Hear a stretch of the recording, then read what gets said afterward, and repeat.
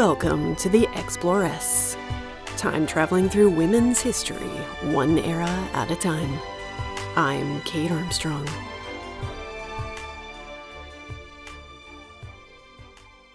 Welcome back to the Exploress Book Club, in which I convince authors to tell us all about their historical novels and give the gossip on all the research they did to tell great stories about women of the past. This time, I'm joined by best-selling author Adriana Herrera to talk about her book A Tropical Rebel Gets the Duke. Born and raised in the Caribbean, Adriana has lived all over the world and loves writing stories about people who look and sound like her people and giving them unapologetic happy endings. The New York Times once called her work sweet, thoughtful, and delightfully filthy. All descriptors I can get fully behind. Join us as we talk about women's medicine in the late 19th century, the ladies who dared to deal in women's reproductive health during that era, and finding joy and passion within the many shadowy corners of women's history. Adriana is a real delight, and I know you're going to love this one. So, grab your medical bag and let's head to Paris. But first, a quick shout out to some of my patrons. My newest pirate queen, Amanda. My newest lady president, Corey. My newest adventuress, MC Yarnmonger. My warrior queens, Alexis, Amanda, MCF, Kate, Ika, Amy, Jessie, June, Neve and Sloan, and Sarah. My imperial empresses, Faye and Whimsy Soapworks, Alyssa, Letitia, Sally, Samara, and Teresa. And my lady pharaohs, Bridget, Kate, Kimberly, Kot, Laura, Lori, Sophie, and the fabulous Courtneys. Patrons are a huge part of what keeps this independent show running, and they get access to exclusive bonus episodes, including the video version of my chat with Adriana. For the whole month of October 2025, I've made it so that anyone can watch it for free. To check it out, just click on the link in my show notes or go to my website.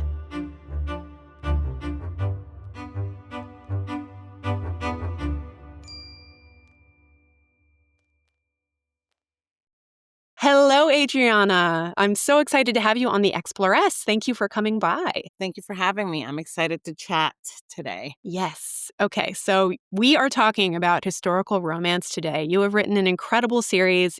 You've wrapped it up this year with the last book in the series, number 3, A Tropical Rebel Gets the Duke. I'm hoping we can start with you pitching the Las Leonas series for us. Well, it's a romance. It's a historical romance series, and it's set at the 1889 Exposition Universelle, which was the World's Fair that France hosted to celebrate the centennial of the Revolution, and also was where the Eiffel Tower was unveiled. That World's Fair was the first time that Latin American countries were invited to a global event as independent nations, not as colonies. And there were 13 Latin countries that were invited. Among them was the Dominican Republic, where I am from. So I just randomly found this article about the Dominican Republic first going to an expo in Paris in 1889. And I was like, fascinating. I had no idea that we had been at the 1889 World's Fair as a country. And then it gave me the idea. This would be kind of a fun thing to do with 3 women going to Paris for different reasons and they're best friends. So the series is set in Paris and it revolves around these 3 women who are heiresses and they're in different professions and they're there for the summer for the exposition, but also to be together. And they are all Caribbean heiresses.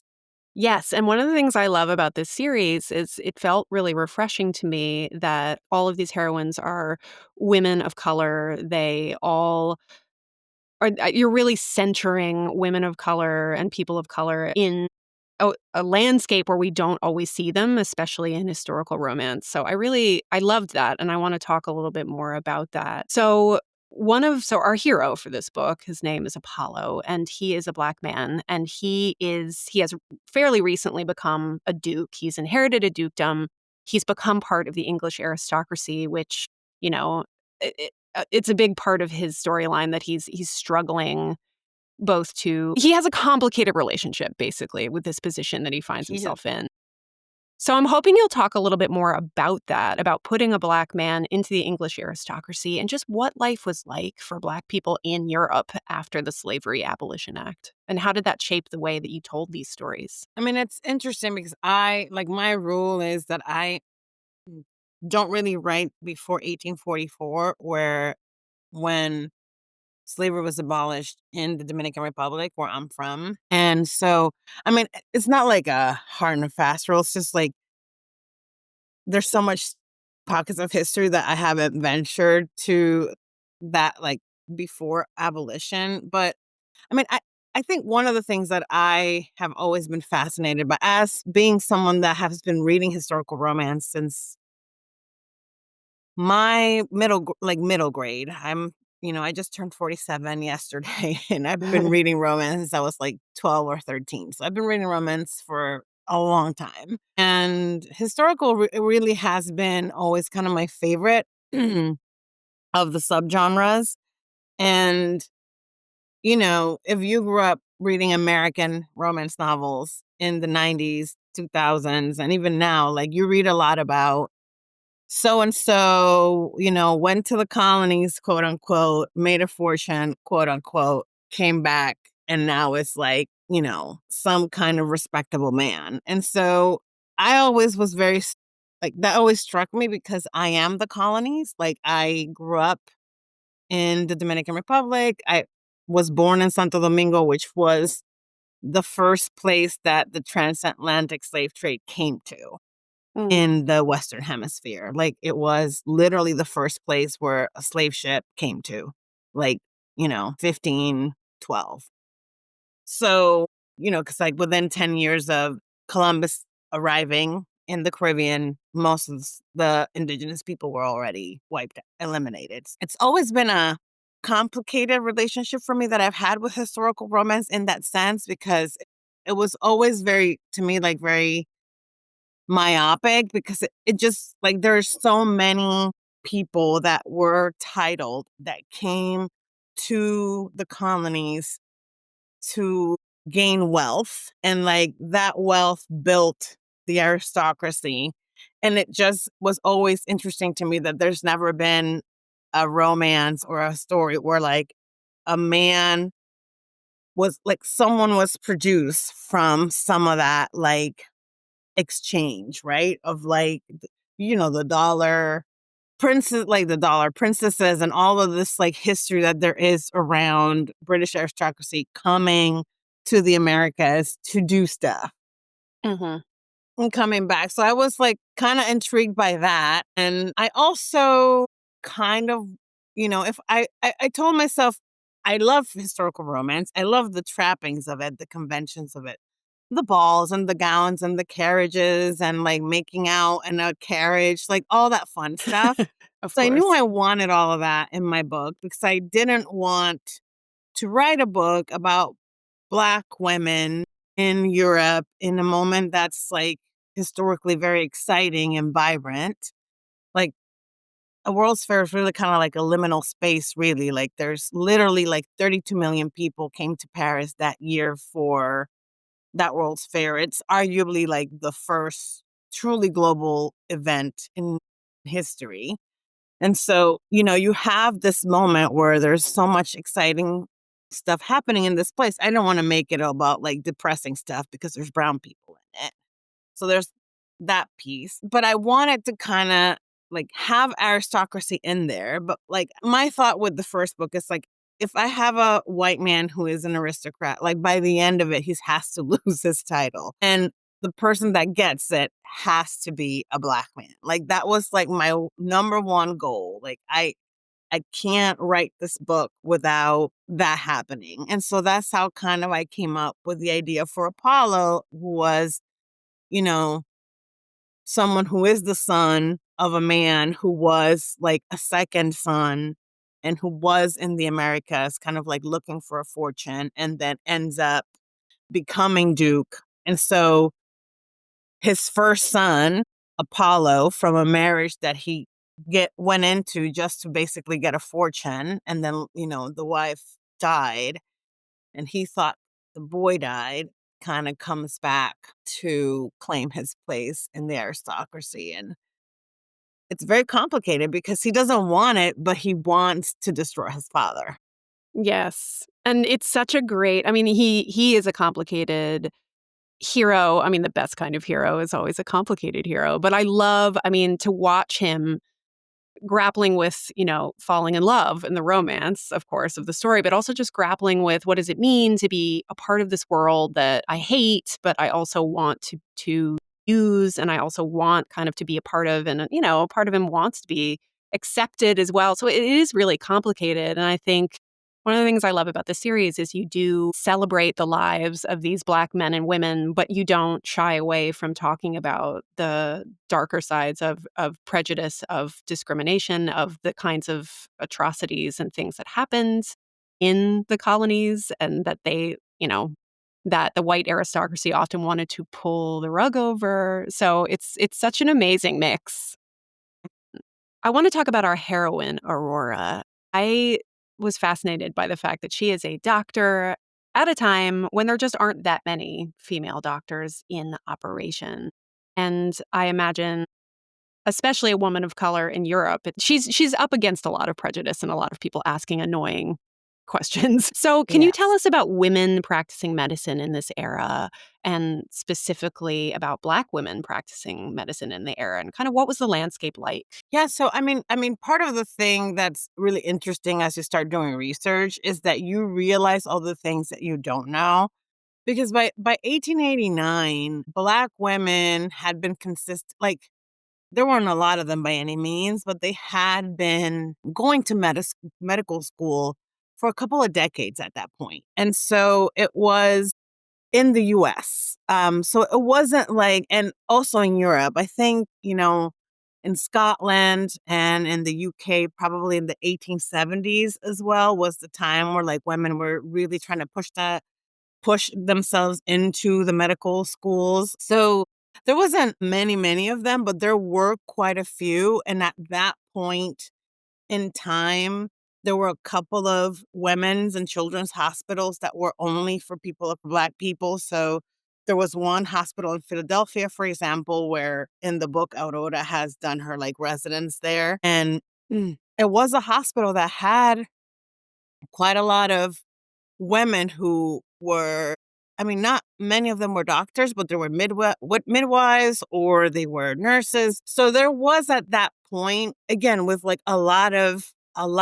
obstacles and a real struggle to receive like the same level of respect that even white women received. But there was a significant amount where it was, I mean, it was a rarity, but it wasn't like unheard of. Yeah, absolutely. And the problem with being a first, as Aurora finds out, as she experiences throughout the book, means you're going to come up against a lot of people questioning you, pushing back, a lot of suspicion, especially because her main thing is trying to provide services for women and children who may not get access to them otherwise, which we'll talk about in a minute. But I'm hoping we can talk a little bit about just the medical landscape at this time. In your author's note, you talk about how this was a period where professional doctors were really taking over the field, and they were pushing out the midwives who had been doing most of the work around women's health, especially for a really long time. Can you tell us a little bit about that? Yeah. I can tell you so much about it because I read many Good. books. Amazing. I mean, it was an interesting thing because it's one of those things that, like, if you really think about it, it makes complete sense. But I was doing a lot of research about in the very beginning of my envisioning this book, when I conceptualized this series, I really kind of wanted to approach it like from kind of like a thematic. I tend to do that with my historicals. Like I try to kind of think of theme and then kind of hone in.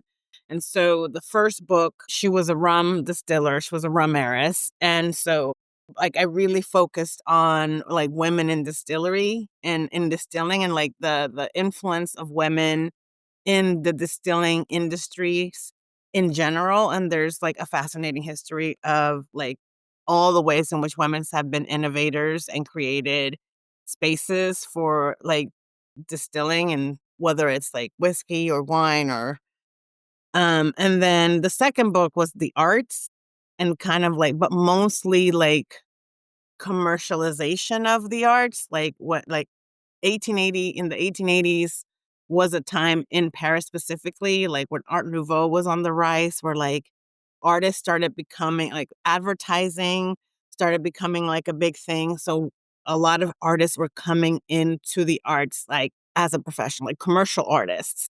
And so I was really interested in talking about that, but also like lesbians in Paris. Like the two themes of that book were like kind of women artists union, like artist unions, but also lesbians in Paris, which is, Listeners, if that doesn't make you want to read it, I just don't know what will.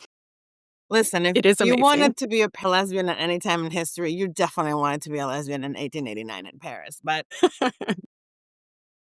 and then this third book was like um kind of like medicine and just like contraception, birth control. And I always visualize it. When I began to think about this book, I thought Aurora was going to be a doctor who trained in Mexico. She is Dominican born. Her mother was from the Dominican Republic, but her father was a Mexican businessman, diplomat. So she was born in the Dominican Republic, but grew up in Veracruz in Mexico. So my idea was that she was going to have done medical school in Mexico and kind of was like coming to Paris as part of like the Mexican delegation, which the Mexican delegation by far was like the biggest and most robust of all the delegations that came to Paris that year. They had like 800 people. Like it was huge. And like, if you want to have fun, like you should look up all the pavilions that they built for this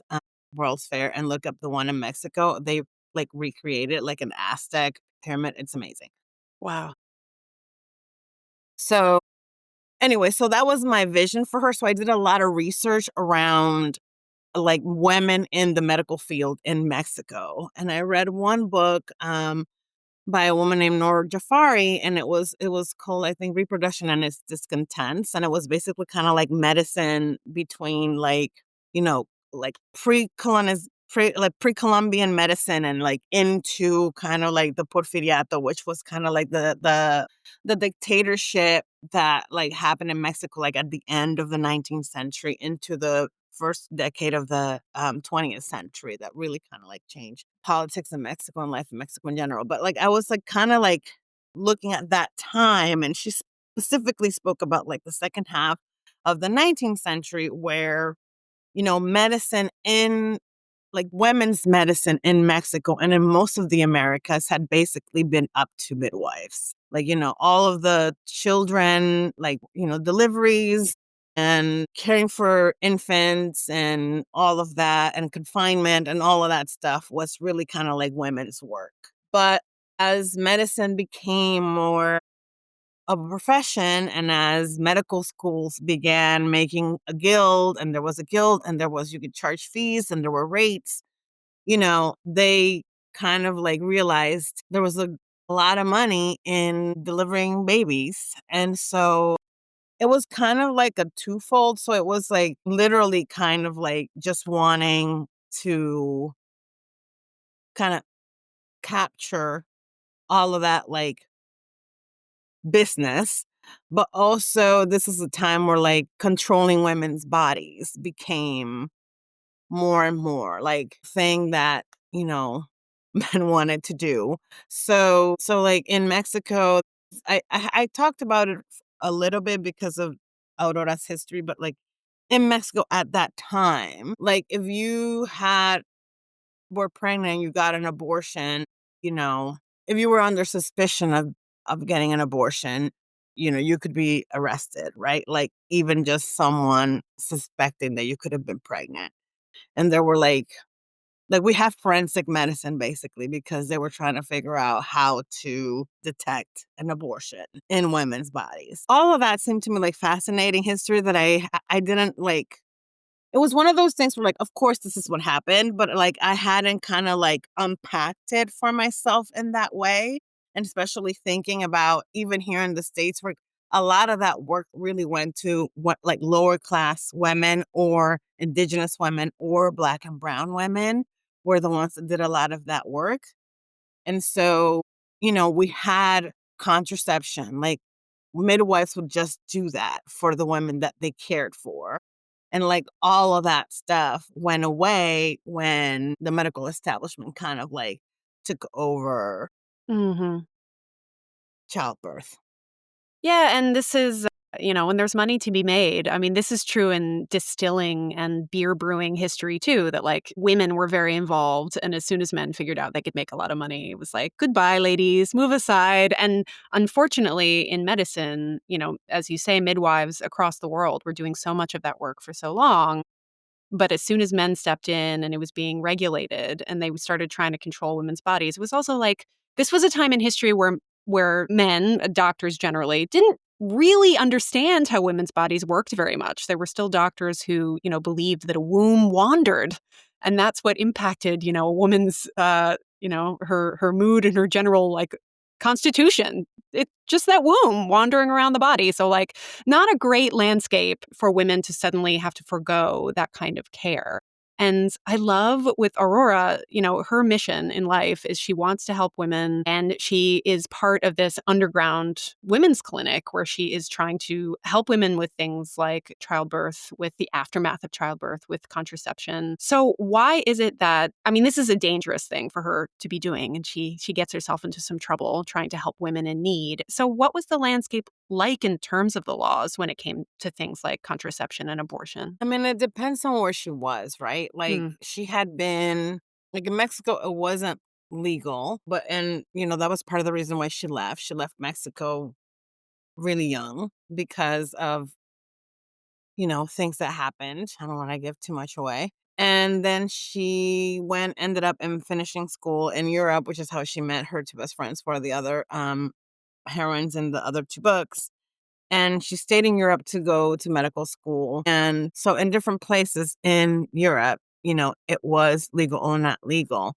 In France, at different times in the time that she was even there was more or less like cracking down on it.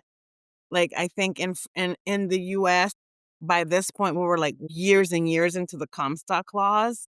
And yes. so the Comstock laws were these very draconian laws about this, chronic masturbator who was a postal man who decided that his life's mission was to Can't help but laugh. It's not funny, but yeah, I he mean, was a horrible like, human. there's other Yes. ways to describe him, but I feel like this is all relevant to the what he ended up doing. So, anyway, this man, became more and more influential, and it ended up being that he was able to help pass these laws that essentially prohibited anything that was considered like gross material to be mailed or even given to patients, and that included basically anything that had to do with women's health, family planning, et cetera, et cetera, et cetera. And this became it became such like a cultural thing. I think it's like to me, it's like always very tied with like the temperance movement. Like I think it became such a cultural like I mean that I think it did kind of like bleed into other like places. Like it kind of like and so I think part of it was that in Europe at that time there was this like newfound energy to control women's ability to have or not have their control over whether they had children or not.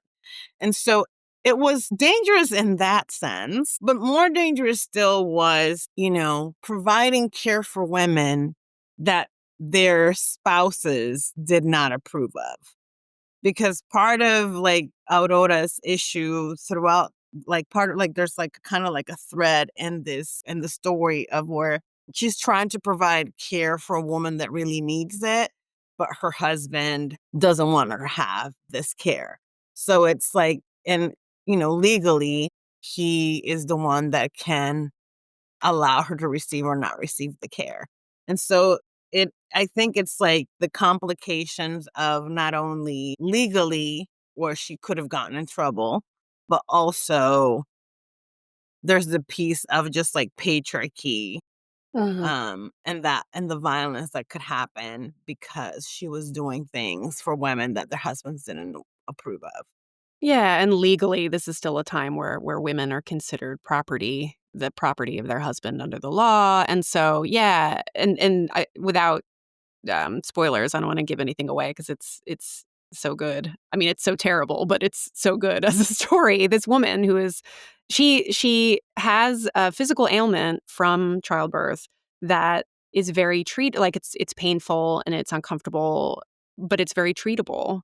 But this poor woman has not had access to the care that she needs that Aurora can provide, and it's life-changing, and it is because she basically has a terrible husband, a terrible She controlling has a husband. terrible husband, and I mean, it is like, I guess we could talk like, it's a I mean, fistula with yes, which is something yeah. I didn't know a lot about, and I just gave birth almost exactly a year ago, so I was like, "I didn't know anything about this. Fascinating." It's not something that it's so interesting. I lived in Ethiopia for 5 years. I worked in humanitarian relief for a long time, and my partner and I lived in Addis Ababa for 5 years.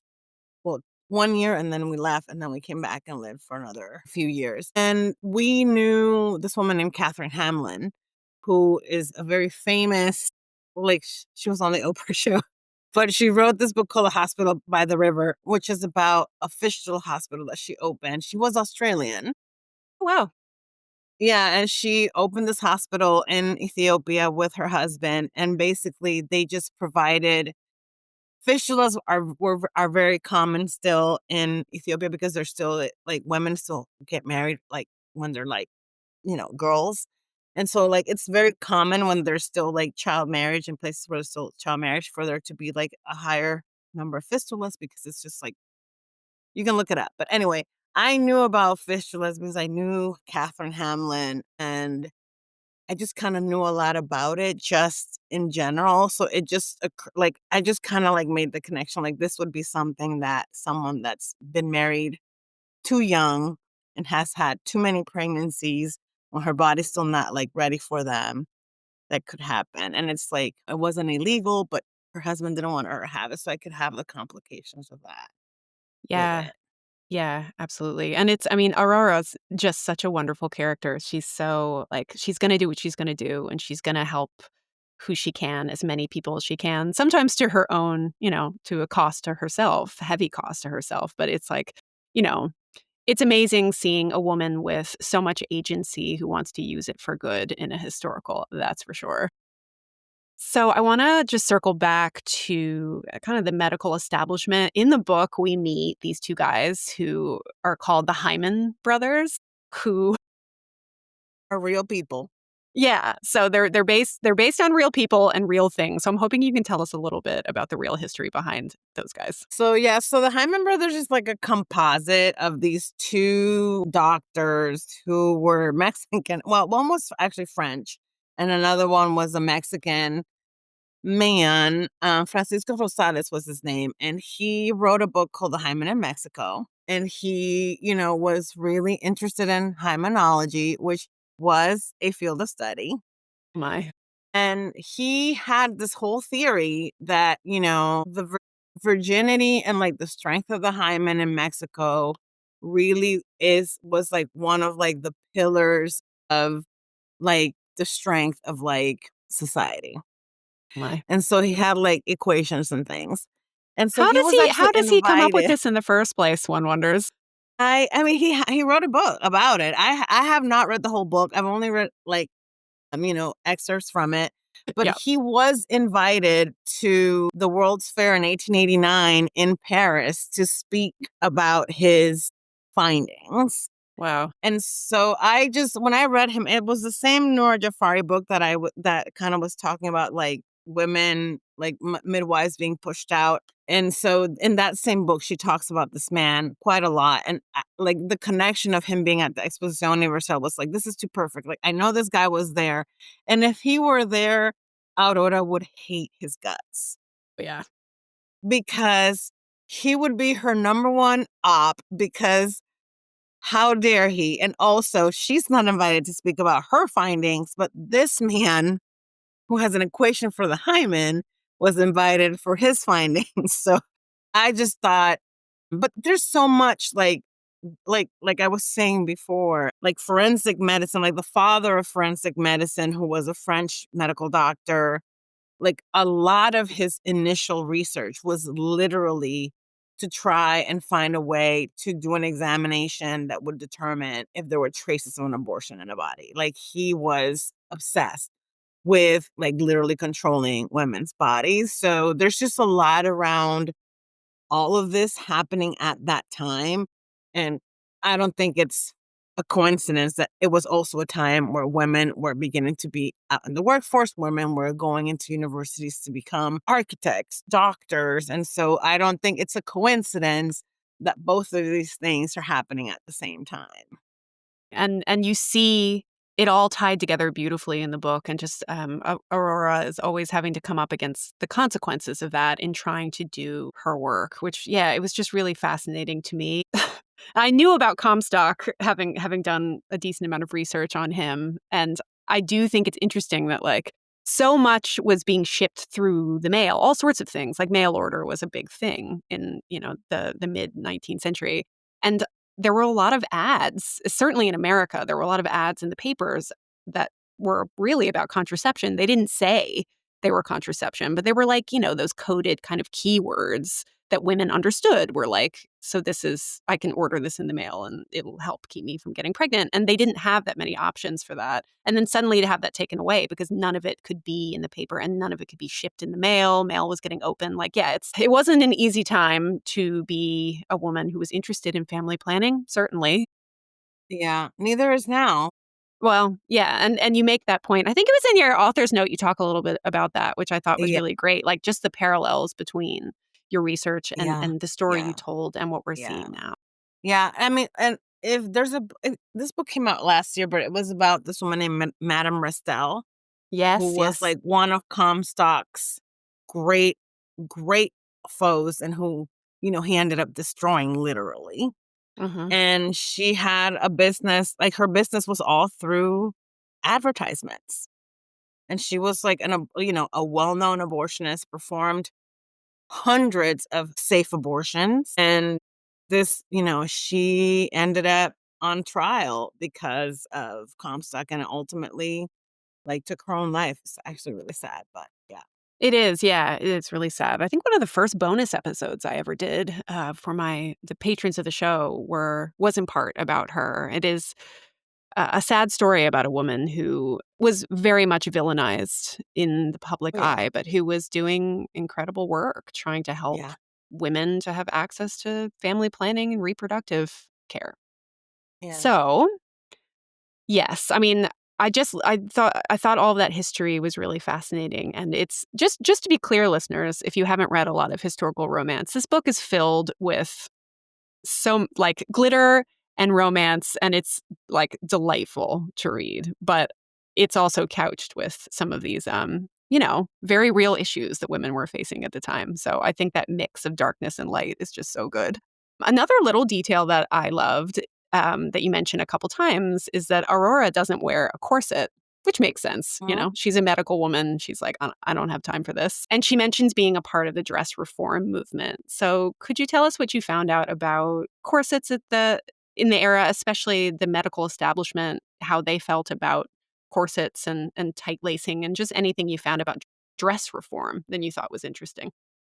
Yeah, so like the societies, there were like many at this point, like in the late 1880s, there were quite a few, even internationally, that were basically like the Rational Dress Societies, which was basically like they were funding research to, publish like these things are literally destroying your organs. And so there was like these society groups were not just like getting together to be like corset sucks. Like they were actually doing research and trying to publish like tracts and pamphlets to talk to women about like the harm that wearing such tight corsets did to the body. So, part of Aurora's thing was like if you knew what it does to the inside of the body, like you wouldn't wear them. And also she had to move. Like she had, split skirts and just like stuff that allowed her to do her work. Like Aurora is definitely the kind of woman who is very much like what allows me to do my work the easiest. And Mhm. so yeah, I had a character that was Argentinian. She was an anarchist. There were a lot of anarchists in Argentina at the turn of the 19th century. Many of them were women.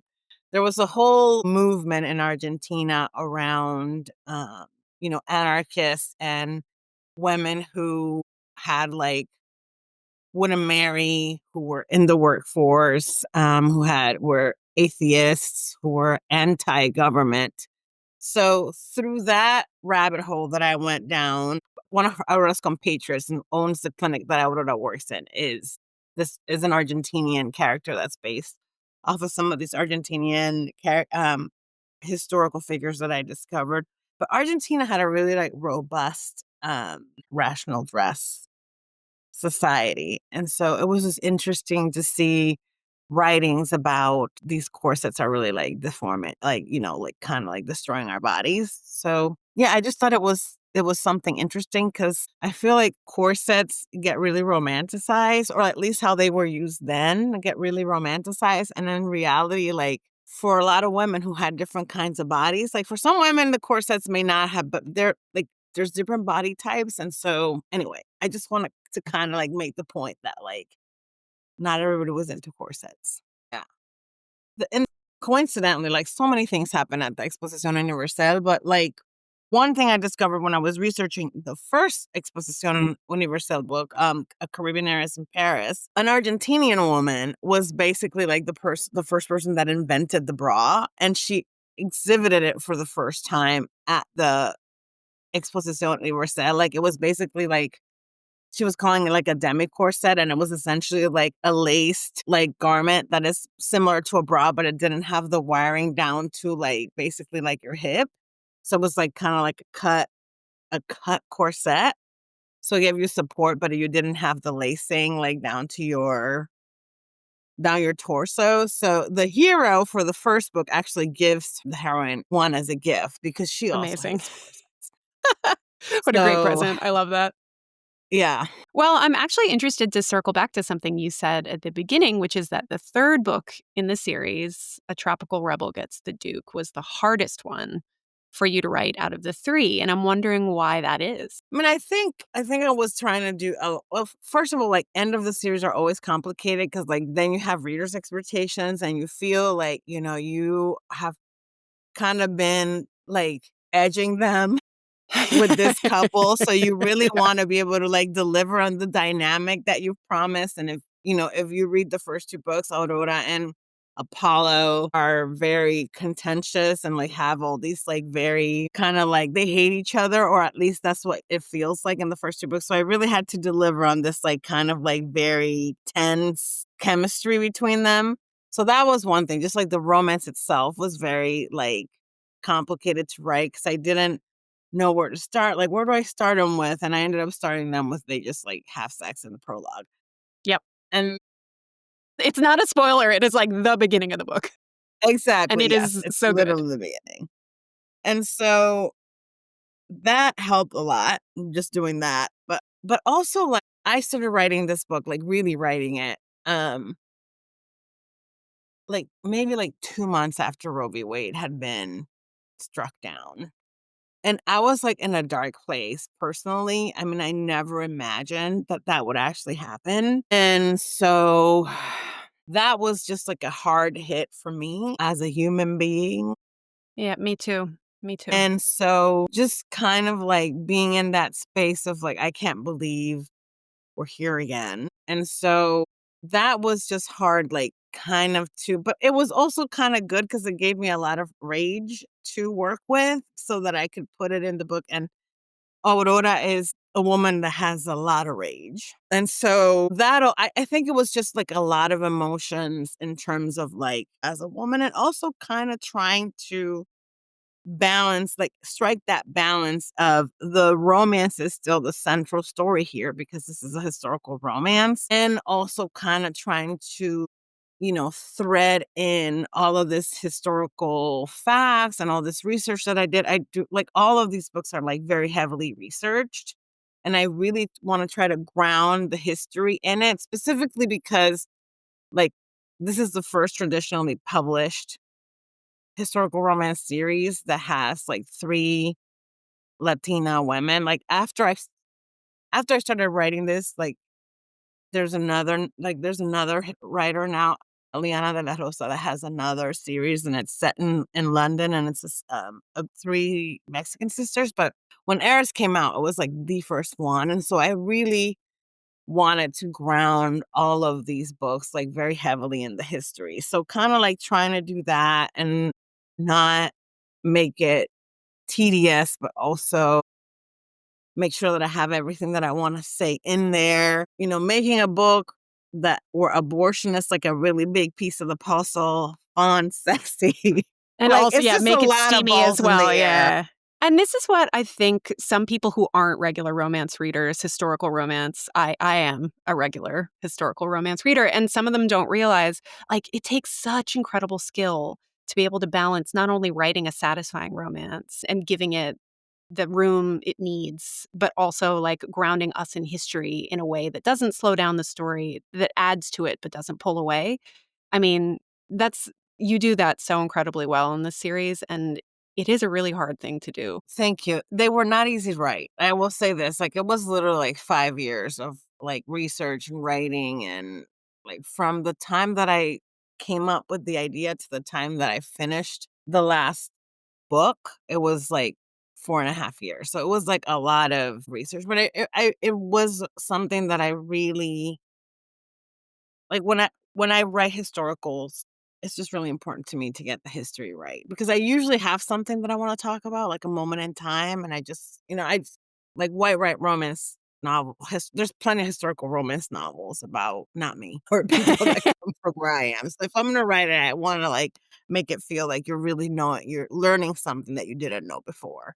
Absolutely, and I learned a lot that I didn't know, and it's interesting to hear you say how you were influenced by Roe versus Wade being overturned because I was also working on a book when that happened, and I was also in a dark place, and it's something that I absolutely put into my second novel. There's a really strong thread throughout of, like, what happens when men decide that they get to control women's choices and women's bodies, but my story is fantasy, and so I got to take the pieces that I wanted to take and leave the parts I didn't. I got to make it up, whereas you did not get to do that. So you had to, Yes. you had to really ground it in the actual history.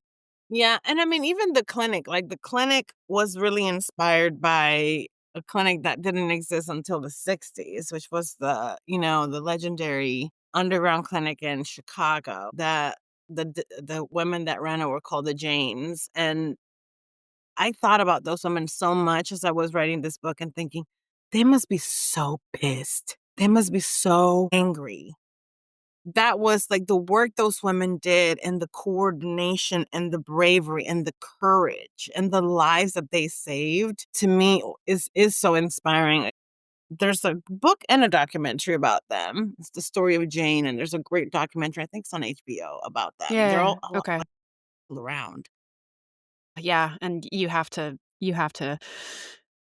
wonder what it was like, what it is like, what it feels like to see Yeah. their work being peeled back and to see things moving really Yeah. backwards, for women's health. Running backwards. Yeah.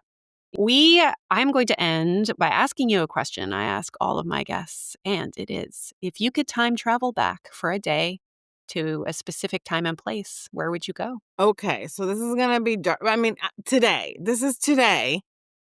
Because I probably have, but I am working on a project now, and it really revolves around the assassination of the dictator that we had in the Dominican Republic from 1931 to 1961. He was assassinated on May 30th of 1961.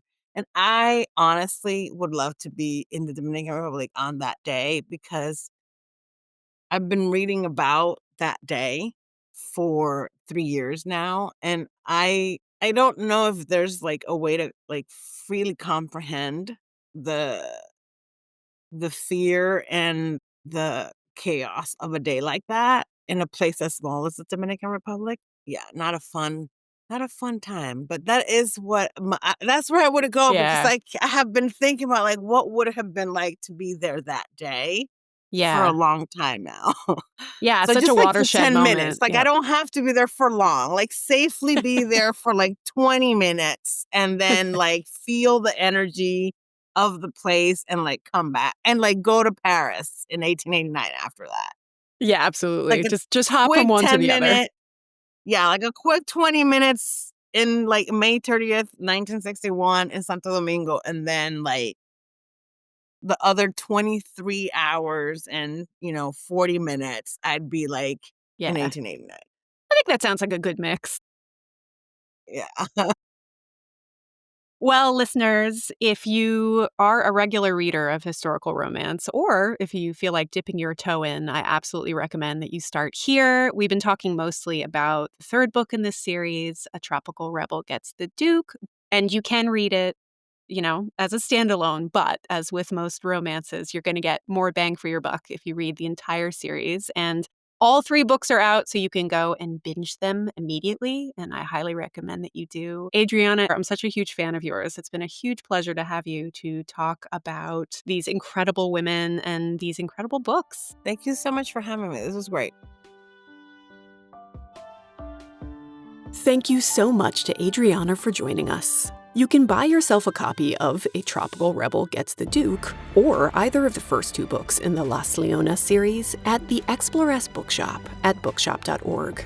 Buying there benefits an indie bookstore, which is always excellent, and I get a little kickback as well. You'll find a link in the show notes and on my website. Thanks to Carly Quinn for her help with this episode, Mr. Exploress for my logo, and Josh Stackhouse for my theme music.